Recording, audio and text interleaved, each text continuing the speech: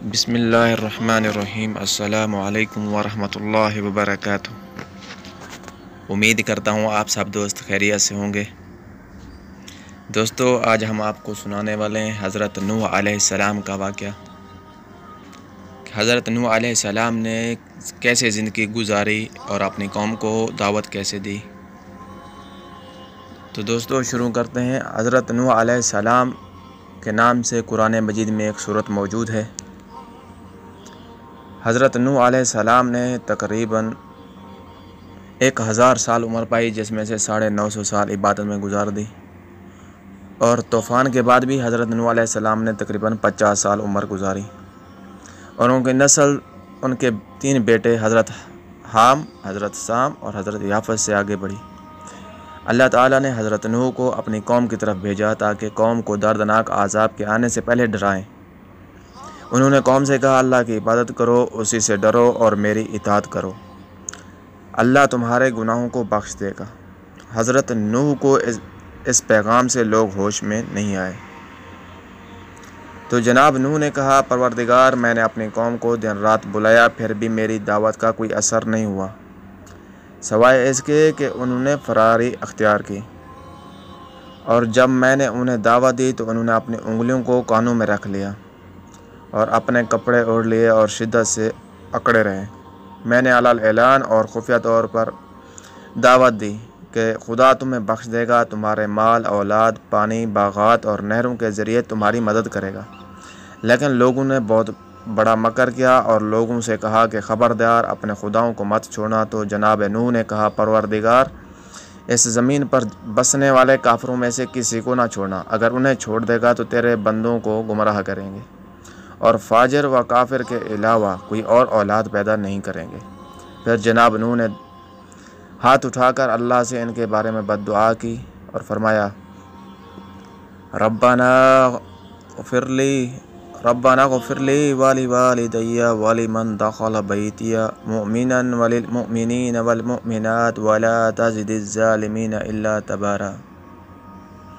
پروردگار، مجھے اور میرے والدین کو اور جو ایمان کی حالت میں میرے گھر میں داخل ہو اور تمام مومن مرد اور عورتوں کو معاف فرما اور کافروں کو ہلاکت میں مزید اضافہ فرما۔ سورۃ المومنون میں آیا ہے کہ جب لوگوں نے حضرت نوح کو جھٹلایا تو فرمایا، رب انی مغلوب فانتصر، پروردگار ان کے تکذیب کے مقابلے میں میری مدد فرما۔ اس کے بعد اللہ تعالیٰ نے وحی کی کہ اے نوح، ہماری نظروں کے سامنے کشتی بنا کر مقررہ وقت پر روانہ ہو جا، اور جب ساتھیوں سمیت کشتی پر اطمینان سے بیٹھ جاؤ تو اللہ کا شکر ادا کرو اور کہو، رب انزلنی منزلا مبارکا وانت خیر المنزلین، پروردگار ہم کو بابرکت منزل پر اتارنا کہ تو بہترین اتارنے والا ہے۔ نبی اکرم حضرت محمد صلی اللہ علیہ وسلم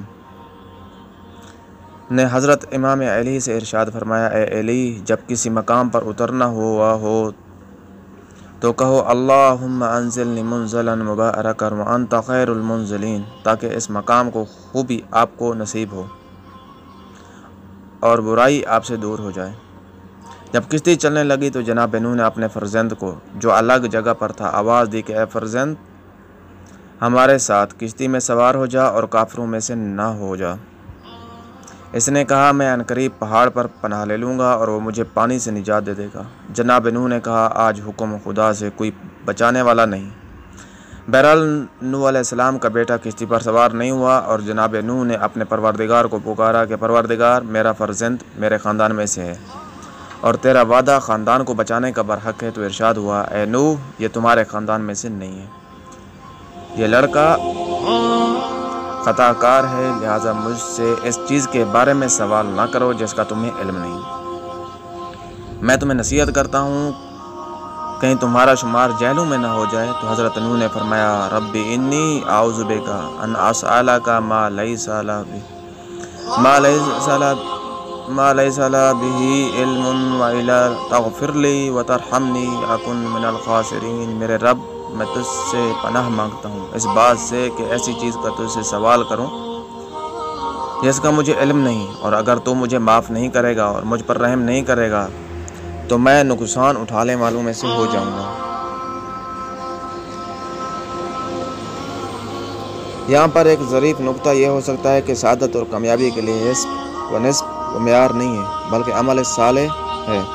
اگر انسان کا عمل صالح ہو اور اللہ اور اس کے رسول کی اطاعت میں ہو تو دنیاوی اور آخروی کامیابی ہے۔ اگر عمل صالح نہ ہو تو اولوالعزم پیغمبر کا بیٹا بھی کیوں نہ ہو تو وہ ظالموں میں شمار ہوگا۔ امید کرتا ہوں آپ کو ہماری یہ ویڈیوز اچھی لگی ہوگی۔ اگر ہماری یہ ویڈیوز اچھی لگی اور مزید ہماری ویڈیوز کو دیکھنے کے لیے ہمارا اسلامک ویڈیوز کا چینل قرآن اور حدیث فالو کیجئے، لائک کیجئے، سبسکرائب کیجئے تاکہ نئے آنے والی ہر ویڈیوز آپ کو مل سکے۔